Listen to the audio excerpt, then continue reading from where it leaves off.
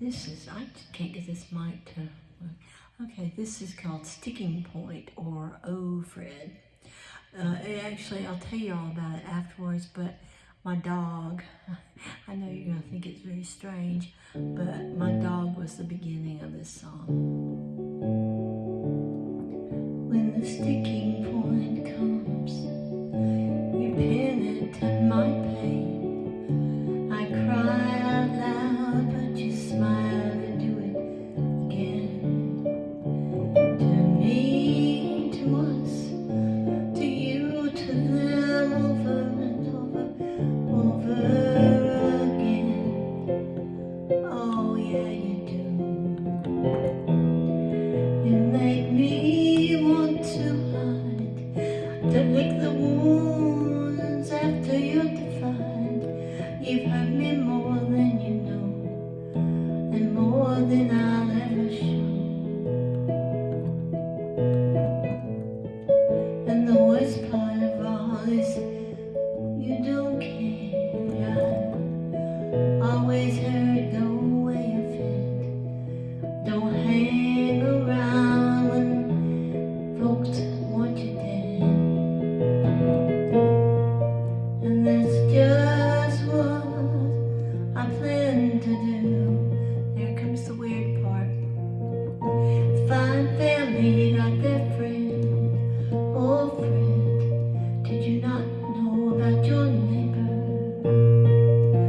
Find family, you got that friend. Okay, that song needs some explanation. Our dog, we have a border collie named Sam. Y'all have not seen him. He stays outside because he's very alpha male and territorial, and he does not like being inside the house. And he wants to be, so we've got this huge kennel for him. And of course, we get out regularly all the time and play with him and work him and stuff. So, he has a habit, we try to keep him up because where we live, it's dangerous for him. There's a road, and our neighbor has a pack of dogs. I mean, they have a lot of dogs next door. And he would end up running with those dogs, and we found him like half a mile down the road running around. So we decided it was safer just to make sure that we exercised him regularly.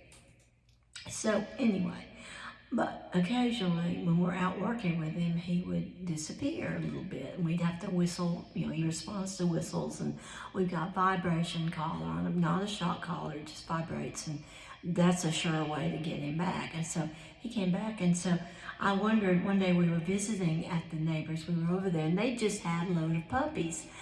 And I was looking at all of them, and the question was in my mind, because occasionally they have female dogs that will go into heat.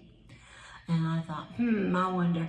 Well, sure enough, one little puppy trots out, and it's like this spitting image of Sam. It's got the exact same markings on it.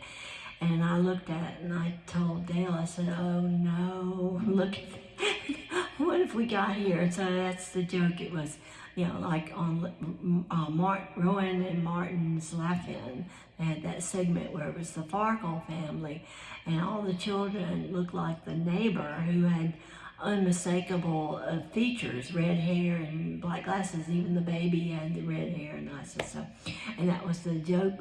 Fred,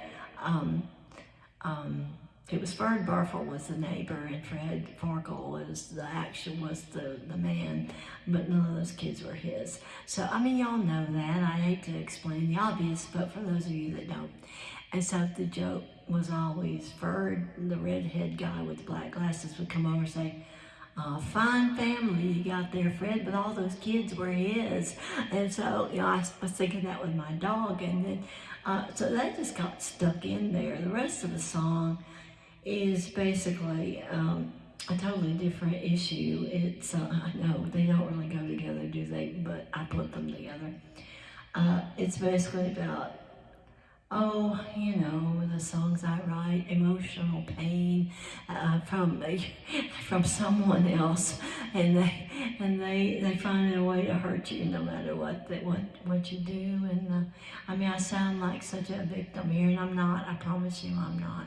But occasionally throughout my many decades of living, I have been exposed to some of these things, and it comes up, and I'd rather than stew on it, I'd rather write a song about it. So that's what the rest of the song is about. I assure you, both my dogs get treated like absolute kings. I mean, a king and a queen. So yeah, it's a weird song, and I did it on guitar with a real angry kind of voice, and after a while I looked at it and I took it down because I thought, no, it's a little too aggressive. I mean, I didn't want to come off that angry. I just wanted it to kind of be a sort of an irony to the song of, and that's the point in that scene, the laugh-in segment, is that there's an irony there. So this is really, in a loose way, they go together as an ironic observation. So, okay.